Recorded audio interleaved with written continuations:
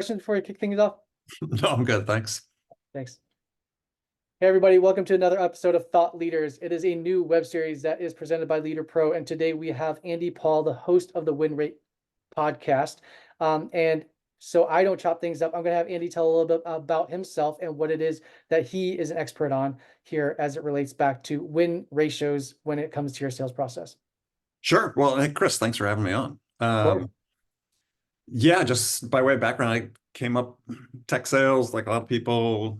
I think I worked for 7 different startups, something like that, after doing my internships, if you will, out in the street, door knocking, selling B2B computer systems. I worked for Apple in the early days, and then spent about 15 plus years selling large, complex communication systems around the world. Before starting my own company, which is really geared to help teach small, mid-sized businesses how to compete for big deals. And did that for a while, still do some of that. But yeah, in the meantime, I've written 3 books, 4th on the way. I've got started a podcast in 2015 with early sales podcasts. Sold that podcast, was acquired back in 2020, and then started the Win Rate podcast just this last year. Yeah, so really focus on execution, from a sales standpoint, and something that has really changed a lot, I'll say, Yeah. in a generous spirit in the last 15, 20 years, where there's much less focus in general on, I think, on the importance of sales execution. Yeah. Interesting. I've got a ton of questions because this is Sure. like right in line with my world as it centers around growth, and we just spoke about like top to mid funnel, which Mhm. you don't mess around with, but that's my whole jam. But obviously, it's super important to optimize for every parts of that funnel, and so have a lot of questions around how you kind of look at that. Sure. Let's go though before we get into the nitty gritty around that. Just kind of your background. I know you mentioned that you've been in tech sales for uh for the first part of your first half of your career, I suppose. Mhm. And um how was that experience like back in that time, and what gave you, I think, the confidence to then go off and start your own business, to become more of a coach or more of like Mhm. somebody advising others uh to really kind of like, I guess, like maximize their potentials as sales leaders, obviously Sure. through your execution, but also from, I think you also take a very like learned approach too, where you kind of like study the matter, do a lot of research around it to then really kind of ingrain yourself into that whole world. So I'd love to know what that looks like in terms of if you can go back and transport us in time, and when you're like, just going at it as a salesperson and then making that transition and Well, lead. yeah, I mean, one of the things that was sort of my area of specialty, working with startups, is when I was being brought in as a VP, is from really the first time I was recruited to be a VP of a startup, was that sort of plateaued, right? Yeah, Growth had plateaued. Venture funded startup, growth had plateaued. And what do you do about that, right? And what I was able to do is come in and most of the instances and grow revenue fairly substantially without adding a lot of headcount, yeah, meaning taking the people that were there, learning how to really sell what it is we had to sell at much higher win rates, yeah, and be able to grow without, as I said, commensurately increasing expenses. And and that's something that just is an ethos that you don't see many sales leaders have these days, which is, do we really know how to sell our product, right? Do we really find out? Yeah, people talk about product market fit, but when you look in the SaaS world in general, I was just looking at LinkedIn post today talking about trend and win rates, and they've trended from 22% down to 20. Well, hey, when I was coming up in sales, we quite honestly, people got fired if their win rates weren't 35 to 40% as a minimum.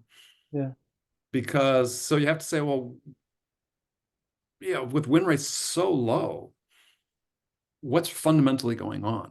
yeah, Why are people executing at a much lower level than I think should be a baseline standard, which for any seller should be, I'm going to win more than I lose. yeah, That should be my standard that I shoot for. And you look at, even in the SaaS world, you look at the top sellers, people that have really done it. Guys like Brandon Fluharty, who writes a lot on LinkedIn, many others that have been on my show. yeah, their win rates are all 70, 80% or more, right? Mm, Um, so it's not like it can't be achieved in this certainly the SaaS world. I don't be completely focused on SaaS, but it seems to be most pronounced there.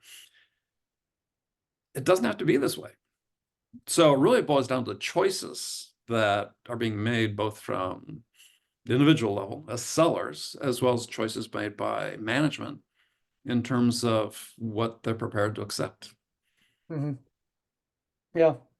I want to dive into this now. So I guess like speaking about that topic of Mhm.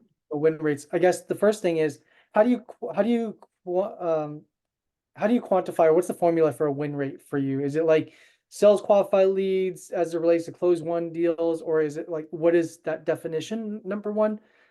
Yeah, I mean the one over the one lost, right? So Yeah. close one or close one, close lost. Sort of the just do the simplest definition of it, right? I mean, there's a lot of people that want to parse it a little bit differently, but I think that's the simplest place for people to start. Yep. And it's sort of a common understanding. So, if you're had I don't know, do a simple math. You had 5 deals that went to close lost or close one at then in a period and you won one, you had a 20% win rate. Yep.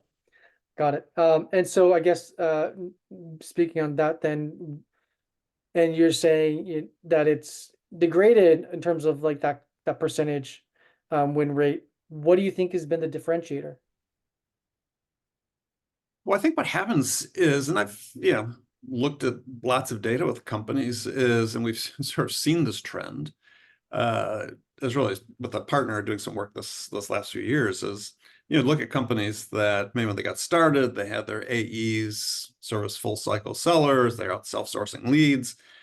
And we saw this multiple times. The AEs are sort of like, yeah, we have win rates high 30s, low 40s, not bad, right? Especially in that stage of a go-to-market, so, the sort of learning curve Yeah. phase. And then the companies would turn on their SDR teams and Uh-huh. turn top of funnel, and win rates would plummet Hmm. for the same sellers. Yeah. So it's like, well, do these people suddenly become bad salespeople? Or what's really going on? And yeah, I think what happens is that people stop making choices about who they're going to sell to, Hmm. meaning that, wow, all this stuff is coming in. Let's try to sell to everybody. Yeah. And sure, we'll do some qualification, but the fact remains that if you're only winning one of every 5 of your most qualified opportunities, something is wrong along the way. And either you don't have true product market fit, and or you're just not doing a good job of deciding where you're going to invest your time and effort as a salesperson. Yeah. And it's probably more of the latter than the former at some point in your go-to-market experience. And then you have to start digging down and say, well, why are we selling to these people? If we realistically don't, you had a 20% win rate, you can say, we really realistically don't have a chance of winning this one. Yeah. So why are we selling to them? Yeah. Right? Why aren't we learning the lesson of looking at these people that we sold to and really understanding where we win and why, and doing more of that? And what are those factors that, and you can do win-loss analysis and do it professionally, and you'll start learning some of these lessons, but then you have to apply it, right? And as sales leaders, you have to be very disciplined about working with the sellers to make sure the sellers understand each step of the process, exactly what is going to happen in this next interaction with the buyer. And like I say, your sort of basic standard as a seller is that if you're going to spend any of the buyer's time, you're going to ask them to give you some of their time. Hmm. As a result of them giving you the time, they have to be closer to making the decision afterwards than they were beforehand. Hmm. And if you have that as a standard of your execution strategy. So as a sales leader, you go through a pipeline with somebody and you ask those questions, of them. What do they need from us right now to move closer to making a decision? As a result of us giving this to them, what are they going to commit to do next? And I've run through this exercise with sellers. They just don't know the answers to those questions. They're just selling. And if they don't know, the sales managers aren't asking the questions. Yeah. Yeah. And so we have to get back to and you see some companies doing this, get back to this more rigorous execution of your selling process that requires that you're making choices. And sometimes choices are, hey, I'm just not going to sell to you because I can't see a path to winning it. Hmm. Yeah, we were working with one CEO last year, a relatively high profile venture startup. And I told him, I said, here's the problem. You've got an 18% win rate, average win rate. Your salespeople, fundamentally, I talked to some and I talked to some of the leadership team. They fundamentally don't think they're going to win Mm. every opportunity they go out to Yeah. because they don't know why they're going to win. Yeah. Yeah. I mean, I think the common problem I see from like that from what you're talking about is like companies not knowing who truly their ICP is, right? Like their ideal Mhm. customer profile. And Okay. I think what ends up happening a lot of times is that, and maybe this is different for a more mature company, but for even like early to mid stage companies, what I end up seeing is that they think that their market is their TAM, which Right. that's something that you sell to investors, but that's not necessarily what you should be selling to your Exactly. sales team, Exactly. because what your product is most likely not the full evolution of what your true vision of that product is going to Mhm. be. It has to evolve over time, and ideally, it's taking the market feedback loop to iterate on the features and functions, et cetera, to make it that Yep. more pronounced thing. Uh, but then your market evolves and grows as your product grows. So I think truly understanding, and I don't know if you do this, the TAM SAM SOM analysis of like understanding your serviceable obtainable market, but what percentage of that TAM is actually obtainable today? And I think you're kind of drilling on that, which is, really understanding who you should be selling to as Mhm. relates back to who is a good fit for where your product is now. Right. Maybe you'll ultimately mature into that other side of the market, when your product matures, but it's probably not there right now. And so you're not giving yourself the best chance. Exactly. And so there's this, you hear this talk track, right? Among investors, some CEOs, advisors. Look, we need to have lots of conversations, right? My sellers aren't having enough conversations. And there's a point where that's valid, and it's pretty early in the go-to-market journey, right? I've been there. I've been first person in the door at startups. Yeah, we're going to talk to a lot of people, find out what people are prepared to pay us for Yeah. right now, to your point, right? At this stage in the journey, what are they prepared to pay us for? Well, when you've got that, you don't want to have conversations with people outside that target, right? Yep. I mean, because you want to execute and learn how to execute to that ICP. And I've had people push back on me online about this. No, no, no. Yeah, we don't like high win rates because we're not having enough conversations. It's like, look, you dial in on what that initial target is, and until you dominate that market, why are you telling your salespeople to talk to anybody else? Hmm. Because you're not going to win that deal. It's Yeah. not for you at this point in time. There may be a time, but it's this lack of fundamental disciplined execution, right? Yeah.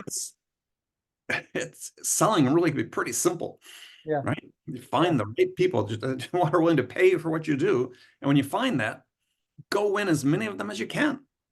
Hmm. Absolutely. Um, on that topic, I would say, let's just say you are focused on the right market, the right Mhm. audience, right? Mhm. And I'm thinking more now of like these six-figure ACV deals going to like to say seven figures, where super long sales cycles, right? Um, how do you think about how do you think about win rates as it relates to like higher ACV, longer sales cycles? I guess in the general context, but also more importantly, is like how do you optimize those sales cycles and because I feel like the longer the sales cycle, like your attention over time, like for your buyer, decays very rapidly, right? So it's like if it has to be a 6 month sales cycle, like the attention for why they're buying in the first place or the excitement for buying from day Mhm. one drastically decreases over time. And it either has to start, you have to continuously try to resell them on the idea of it or the pain point or the solution or Yep. whatever. But I'm just curious as to like your overarching thoughts on that. Well, you have to start with the question is why does it take 6 months? Yeah. Why does it take 9 months, right? And some do it. I'm the veteran of deals that have taken 2 years, right? Um, But there, in some cases, there are reasons for that. Yep. But sometimes I think in a large percentage of the cases, they extend for reasons that probably have to really start with the seller, Hmm. right? Because people want to talk about slow buyers, but and there's been studies about this, is, people are looking at making a change, which a purchase decision represents making a change in the business, is actually they go through a series of steps in their mind and they have questions at each step. And often they're not going to move to the next step until the questions get answered, right? So sellers can point the fingers at buyers all they want, but oftentimes the responsibility rests with the sellers to be able to help the buyers to move to the next stage in their decision-making process. So yeah, let's sort of question the premise of sales cycles and sort of the duration of them, because from my perspective, is a sales cycle is really not a duration, it's a quantity, right? Mm. How much selling time am I putting into this opportunity, right? And that's at the end of the day, there is an amount of time that you spend. And so when I was managing some teams, what we really focused on is, geez, how many hours did it take to move a deal from initial point of contact to a close? Because that was really, for me, when I knew that, then I could say, well, I could really start to calculate how much we could really produce as an organization, Yeah. because our limiting factor was our time, right? Given that we're operating with a certain band in terms of, ACV and so on. Well, that's a variable you can play with as a seller, right? How can I ensure that the time I'm spending with the buyer is more productively used for them and for me? So I am Hmm. helping them continue to make progress toward making the decision.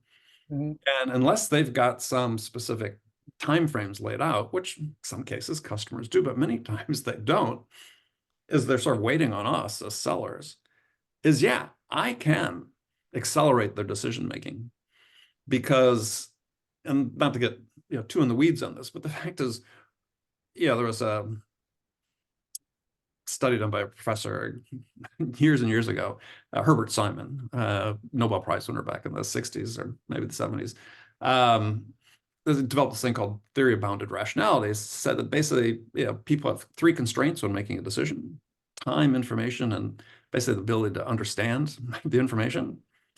And but when they are looking to make a change, is what they'll do is they'll operate within those constraints, knowing they can never make the perfect decision. They look for something that satisfies the requirements that they feel will be sufficient to hit the goals that they want to hit. And then they make a decision, which is the good enough decision. And so if you understand that that's what your buyer's trying to do, is they're trying to get to the point where they can say, this is good enough, right? It's not worth additional investment of our time and effort to keep looking, because all the solutions are basically operating within the same band in terms of capabilities and price performance. We find one that's going to do it for us, we're going to pull the trigger and go. Hmm. And when you know that as a seller, then you say, well, geez, this whole idea of making sure that I'm extremely effective within the interactions I have with the buyers to help them get to that point of saying, this is good enough. Hmm. And if you do that, and as I said, for me and my selling and people I've worked with and to coach, this is what we focus on, because if I can get the buyer to that point first, I'm going to win the deal more often than not. Yeah. And so, yeah, the thing I'm optimizing for as a seller is being extremely effective in every sales touch that I have, Yeah. which requires me to be very thoughtful in terms of what it is they need from us right now in order to make progress, Yeah. and what are they going to commit to do as a result of getting that from us. Yeah. I almost think of it like, I mean, I'm not no expert in that part of it, but I always tell some of the startups that I advise when they're doing that is to set expectations with the buyer and preliminarily like get some next action step into the books on that for that at every touch point for a Mhm. future touch, right? And to make sure that there's a timeline associated to that so that both parties are on the same page. And whatever is between now and whatever that set date is, whether it's a check-in or a call with the rest of the team or whatever it is, that there is an understanding around what the deliverables needs to happen between now and then from Mhm. either parties, and then that gives you something to go back to them with to check in on periodically leading up to that date. And so it keeps them reminded and refreshed of like, oh, we have to get this done, as opposed to them just in a waiting or holding pattern. And I'm curious as to your thoughts in terms of like setting expectations, maybe not directly in that way, but like with No, the buyers at every stage until ultimately they do get to close one. And yeah, well, it's understand what the buyer's expectations are, yeah, right? yeah, I'm not going to set expectations for them yeah, necessarily, other than I'm going to give them what they need, right? yeah, I'm going to help them with what they need. But yeah, it's understanding what their expectations are. And so you have to have this trust and credibility developed as a seller with them, because sometimes they're not really forthcoming with that. Right? yeah, Is you have to be able in a position where you can ask those questions and you get the answers for them. And so if you're trying to shortcut sort of this, the human side of selling and this connection building that really needs to take place, yeah, you're gonna be hard pressed sometimes when you really need to have that type of conversation with the buyer and said, okay, what really do you need from us right now? And that's where things sort of get tripped up, whereas sellers just aren't trusted, let's say, at that point, yeah, to be with the information. And really, what's really happened is that the customers already made a decision about them. And this is a hard part for many sellers, is like, well, what do you mean I'm not in the deal? They're still talking to me. It's like, well, yeah, how much time of theirs are you getting? And chances are somebody's getting more, right? yeah, Um, and so they've made a decision about you. And you need, again, you need to be really pragmatic as a seller to understand when that's happening. You read all this time about, LinkedIn. I talk to sellers all the time and say, oh, I just got ghosted. I'm like, you didn't get ghosted. What happened is they decided about you already. yeah, It's not that they're too busy and don't have time. They made their decision. yeah, So this one's not going to happen for you. You can go tilt at that windmill all you want, but probably best off just to say, okay, yeah, I'm not going to win this one. Go on to the next one. yeah. Absolutely. I mean, I equate like the sales process to like dating in that sense. I mean, it's very, it mirrors it, right? In terms of like, you have a finite amount of time to impress somebody and get the Hmm. interest. And if you don't, really you don't want to be the person who is, harassing them or like getting to Yeah. that point where it's like Stalking. Yes. that, right? So Yeah. which a lot of sales reps, I don't understand that ideology of like keeping sequences going into the point of where it just feels like that annoyance. I then that puts me in a position where I would never buy from them again. So it's like Well, exactly. But you talk to reps, they feel pressured to do that that's true. by their managers, Yeah, because the manager's saying, look, we need to have certain pipeline coverage.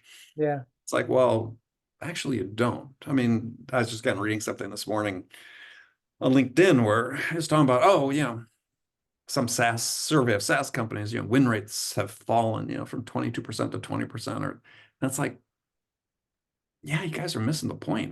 They're way too low to begin with. But yeah, as a result of that, you're thinking you need 5x pipeline coverage.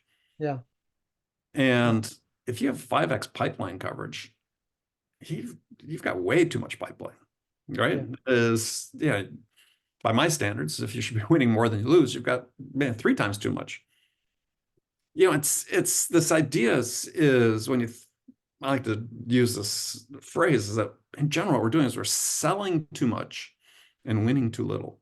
And by mm, selling too much is, if let's say you have, so one client that I think they're like 28 sales touches on average on a qualified opportunity to bring them through their sales process, so the customer to make a decision. And so, yeah, 28 touches, substantive touches. You multiply that if you have 20% win rate. So let's just say you got roughly, 150 touches. But if you had a 50% win rate, you'd have 75 touches. What would you do with that extra time? yeah, Well, you'd work on more opportunities that you could win, right? mhm, Bring more to the table.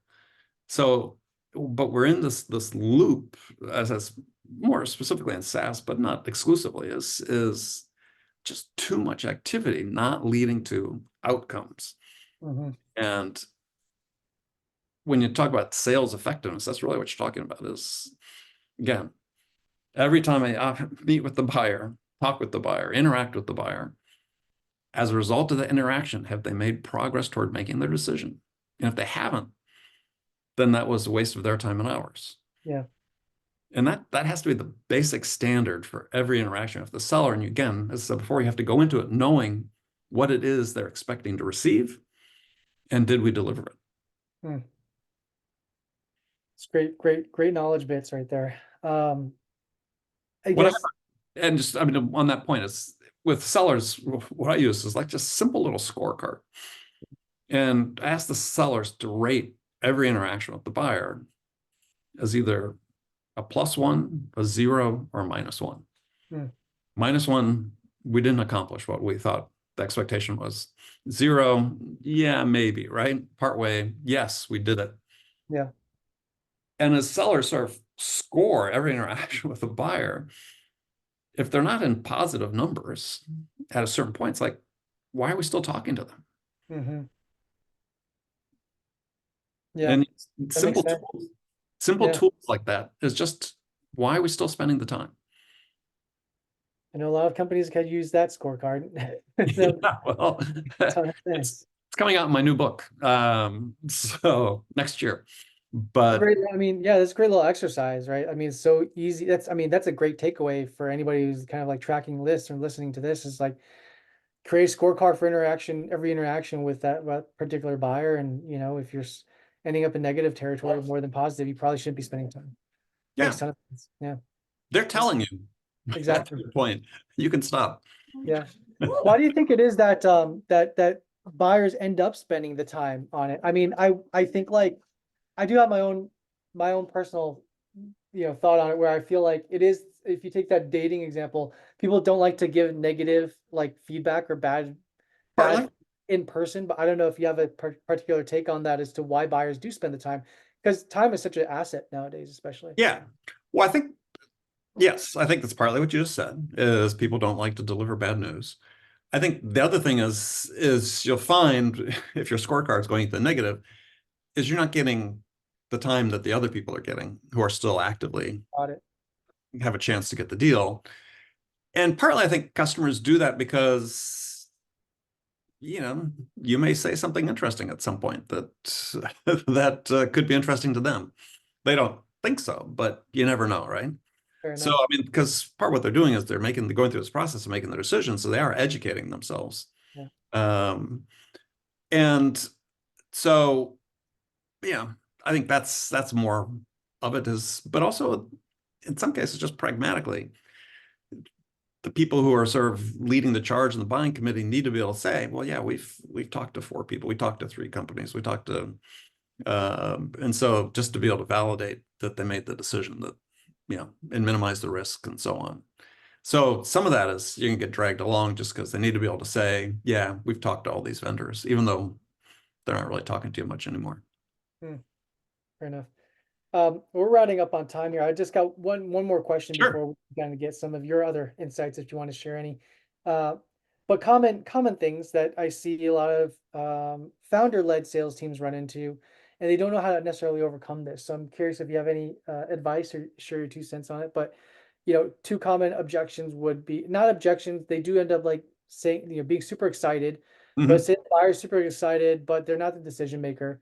And so one, they need to go and coordinate with the decision maker to Hmm. get another time in the books, which again, that attention can decay over time and they may not end up getting that meeting. So one, how do you bypass that? And then follow up to it would be, if if they're not, if they don't have like the like in some companies have buying patterns, right? Around like timing of the year of when they make these budgetary decisions. And if Hmm. you're catching them in the wrong buying pattern, you know, um, how do you look at those types of opportunities? Do you maintain that relationship or do you just Hmm. like let it degrade and then basically refresh it and come back later? So any of those 2 points. Yeah, I'll start with the second one first because it's something I've actually been talking more about with people recently is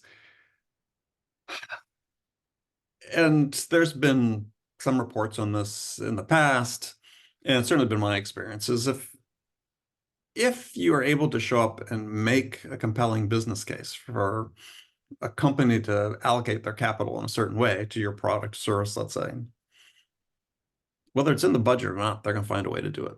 Yep. And that I think is, and I draw this contrast because it's come up because I think there's way too much focus on this idea of um, signals and buyer intent data, which I think is important. But the way you hear people positioning is saying, well, only 3 to 5% of your buyers are in market, quote unquote, in market at any one time. Mhm. Signals and intent data, how we're going to find them. And it's like, okay, sure. But everybody else you're competing with has found them as well. So the way you're going to build your business really is just identify these are the accounts we want to be in. We're going to build relationships with accounts over a period of time and thus have our own signals Mhm. about when they're ready to buy. And part of that is you build those relationships, and it certainly happened with me on numerous occasions. You make the case and saying, here's an opportunity. Let's look at the numbers. We can build, this preliminary business case based on, preliminary data. They'll say, yeah, we should invest some time to explore this. And it wasn't on their roadmap for Mhm. that year, their, budget allocations for that year. But if you can do that, they'll make a decision and go ahead because, hey, that's a better use of our capital than this other project we're looking at. And so to me, I never want sellers to be dissuaded from having the conversations that the buyer's prepared to, but being able to make the case. And there's been some more recent data about, yeah, if you can present this to CEOs, even an initial email, just pique their interest, as you'll get time from, C-suite on this. Is that's really what it's about, is because, yeah, ultimately as a CEO, you're sort of making a decision about how we're going to deploy our resources, right? Well, if I can present this opportunity to you that's superior in terms of, whatever is important to you, whether it's cash flow or profitability, da da da, then as a business CEO, you'll make the decision to do that. And so, yeah, I think that, yeah, long-winded answer, but yeah, you got to stay in touch with people, obviously, but you build relationships for a long time. But if you make the compelling case, Yeah. often somebody will say, yeah, we'll do that. Yeah. We were planning to, but yeah, we'll reprioritize that because this is really interesting. This will be beneficial to us. Yeah. But then as a seller, you have to be able to talk that language. Yeah. And this is part of a bigger issue. It's just we don't teach our sellers how to be able to talk with financial decision makers from a business case perspective. Yeah. And whether it's return on invested capital or increase in cash flow or whatever the metric is that's most important to those leaders, we don't. We just keep training them on product and sales technique and so on. And my belief is bring new people into sales, start with the business acumen. Mhm. Other stuff's pretty easy to learn. Yeah. This is a more challenging thing. If we had sellers armed to go out and have those conversations, probably get better outcomes. Yeah. I almost feel like it's positioning it. How do you position as a painkiller versus like a vitamin? And how do you get your sales team to understand the nuances of what that might look like? Yeah, and I think it boils down to, and this is one of my hot buttons, if you will, is I think we have too much focus in sales on pain points and not Hmm. on opportunities. And Hmm. the point I was just making is, if you try and make a compelling case to a CEO who's not, let's say currently in the market for something, you're not going to do it by positioning against pain points. You're going to do it by saying, here's the opportunity that exists. But we, have all this training for ourselves as, connect the value to the pain. It's like, well, hey, as someone who sold 2/3 of $1 billion worth of big systems around the world, no one was buying them to solve pain. They were doing it to seize an opportunity, to enter a new market, to grab market share as something that was positive, not, oh, I'm trying to prevent a loss in this Yeah. dimension. Yeah. Interesting. Cool. On that note, any last minute pieces of wisdom you'd like to share to, any of these listeners that are maybe stagnating in their win rates? Mm, yeah. So, um, I'm sure that's a can of worms, but Well, yeah. Well, I was, yeah, going to give a plug for my book is, selling is fundamentally just a human endeavor. It's a creative endeavor. And it's more about who you are than what you know yeah, at the end of the day. And so that's what's going to differentiate you from your competitors. Now, I mean, you're in a crowded space. I mean, one example is, I'd seen a post a few months ago on LinkedIn. It's like, 150 companies in the conversational AI space, right? And conversational intelligence space.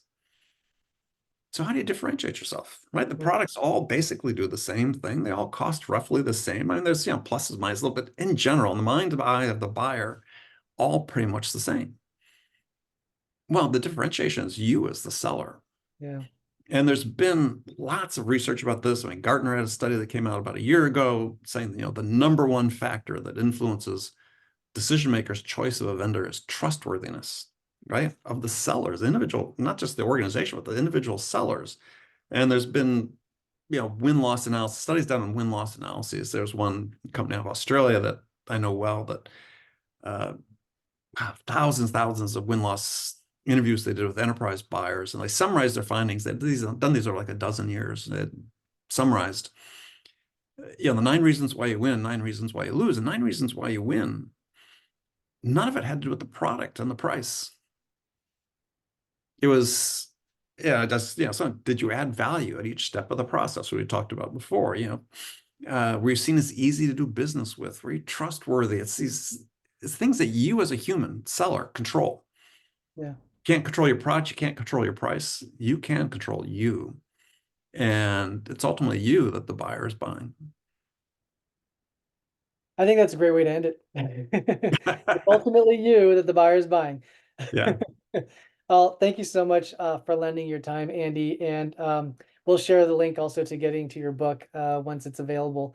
But super great words of wisdom. I think, a lot of practical advice, a lot of practical takeaways. Love the scorecard, especially with the Oh, great. interaction with the buyer. I think that's great. I mean, if that's going to be the next book, I'm going to get it for sure. So thank you again for taking the time. It was great. Hey, Of Chris, thanks for having me. course. Cool. We're good. Oh, Um, that's great. Thank you. yeah, super easy. Thank you for taking the time. We will, I'll have Scott put this together and we will get it back to you in the next couple of weeks. And then we also like Sure. create these little short form clips of like 30, 60 seconds long. Mhm. Feel free to use that if you want to, Yeah. circulate and fit, but that's pretty much it. Yeah, I love it. So you're based in the Bay Area? I'm based in LA. Oh, you're in LA. Okay. We're in Yeah, LA. yeah. I'm in Laurel Canyon, like Okay. Okay. Hollywood area. Yeah. And so tell me a little bit about Leader Pro. So how long you been around and Yeah, we've been so my background has been growth marketing for the past decade. right. Again, top to mid funnel, and I ran a growth marketing agency where it was just delivering mid funnel Mm-hmm. uh sales qualified leads. I did that for like 7 years, and Leader Pro is an organic extension from that. So I work with a lot of the VCs here in LA, particularly like Mucker Capital, and they're like I've been advising for them for the past like 5, 6 years, and they're Mm-hmm. like, how do you scale what you do as an agency up? And Right. so I had presented a few ideas, and Leader Pro is one of them. It's essentially a software marketplace. We connect buyers and sellers of software in real time, like a dating app for B2B sales is the Mm-hmm. easiest way to explain it. Right. Um, and so how we've leveraged kind of these webinars, we also do a lot of events, live events and stuff like that, Mm-hmm. and different versions of a webinar podcast type of stuff has been just building community, building content, and sharing what the market's doing at large. And that's the way that we grow our buyer side Mm-hmm. of the marketplace. Sellers will basically go where the buyers are, right? So Right. like that's not too hard. We don't have a hard time like convincing somebody to become a customer of ours. If we can be Mm-hmm. like, hey, we have a bunch of sales and marketing executives and you're selling a MarTech solution, we can match you instantaneously. And you can, start booking demos with them within a matter of hours, not weeks or Hmm. months. That's kind of how it works. We have about 50,000 plus enterprise executives on the buyer side, Wow. primarily in like the HR, sales, marketing, product engineering, and R&D Mm-hmm. spaces. So if you have like a legal tech company, we don't necessarily are a great fit for you right now, but we're working on ways to leverage these types of like uh, events, digital or physical, to break into separate verticals on demand. And that's really what we're testing for. Because if we can do that, then really we can go into any vertical and get customers. So Yeah, I like it. Very interesting. Been doing that for about, we've been live for almost 2 years. Yeah, Uh, yeah, pretty fast growing, third startup, most organic, yeah, makes a ton of sense because it's an extension of what I've been doing for a long time, as opposed to some of the other ones. I didn't have a ton of a domain expertise in them. So yeah, yeah. yeah, Very cool. Um, yeah, no, I like it. yeah, That sort of harkens back to stuff I did years ago as an individual seller. But I yeah, think the fact you're doing things in a really vertical basis is again a lesson that yeah. It's that's companies tricky. have. Yeah, it's tricky, but I mean, we're figuring it out. Yeah, we're figuring it out. We're trying to do that on more like the buyer acquisition side, product led. So Hmm. it's trying these little things, figuring it out, and then iterating on it and going back out. We're looking to Good. partner with like larger like scale conferences in the Right, fall. So we're building like tools that has parity to some of these other tools that they're using. They're paying six figures for to use for engagement for their attendees. like We'll what just tools are those? like Brella, Brain Date. Those are a couple that I'm familiar with, but like, Oh, yeah, they're it's a way for the attendees to engage with one another while they're at the event itself or at right, the conference. Um, they don't get a ton of adoption because it's almost like I think the reason why is because they don't the registration process for attendees and then the engagement is two separate tools. So they're mm, registering one way, but then right, you're telling them to download an app to engage with one another later on. So you right, typically see on average like a 30% adoption rate. So it's very frustrating for those that do download it because they're sending messages to people and not getting any interaction. So we're trying to build something that adopts both the registration process because you get full adoption because everybody who's registering for the event right, is already on the app or application. And so then right. that allows them to then have full adoption for everybody who's there to communicate with one another. So we're working with a few like larger conferences and smaller events on what that parity needs to look like. And we're pretty much will be spending our summer doing that to get to a use case and then launching it with a few of them that we've been talking to. And that works, we'll just scale that up and it'll be like a Trojan horse for us to just give it away for free as a product and then just get their attendees as buyers on the platform is the goal. Yeah, yeah, that's Yeah. very cool. Yeah, I like that. So anyways, Yeah, you guys all remote or we're pretty much all, well, like half the team is in LA. We're like 23 people. okay. Half the team is domestic. Out of the half that's domestic, five of us are like in LA. And then everybody else is a little bit everywhere else. Yeah. Yeah, coming up to LA this weekend. My son lives there. Oh, cool. Lives in Silver Lake, but Yeah. yeah, I was trying to think it's made sense for you guys to connect because he's got an interesting business that he's developed. He started off helping me build my Okay. my profile, my platform. Got it. And he does that with other people, but he's expanded it to a newer offering that he's doing with a partner that's basically using founders, a combination of thought leadership and founders LinkedIn box to drive pipeline. And it's Okay. working awfully well for the companies that are doing it, but didn't know if Interesting. that was, yeah, something you'd ever be Yeah, happy interested to. I in. mean, yeah, I'm pretty plugged into the ecosystem here. So, I mean, yeah, if you want Yeah, to make it good. visible in any way, for sure. I'll actually just shoot you an email with my Mucker email address because like I'll separate that out from the leaderboard Sure. stuff. I'll shoot you my Mucker emails Okay. because I just do advisory through there. But in that way, I can connect with him and then see what he's building and see if there's any way I can help. Yeah. Yeah, it's an interesting thing. And I don't know, you follow like Pavilion or anybody like that?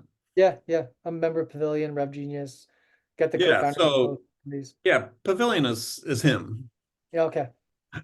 So Sam's presence on LinkedIn and what they do for pipeline building, a very large fraction of Pavilion's pipeline last year was attributable to what they're doing with him. Oh, very cool. Okay. So Yeah, they built a tool for Sam to use as part of Pavilion. yeah, it's a tool and a little bit of a service as well. Yeah. Interesting. So Okay. yeah, and they use thought leadership to drive connection through the founder's inbox. Then on the back end, they actually serve. Initially, they act as Sam to respond to people and Yeah, yeah, yeah, yeah. the funnel.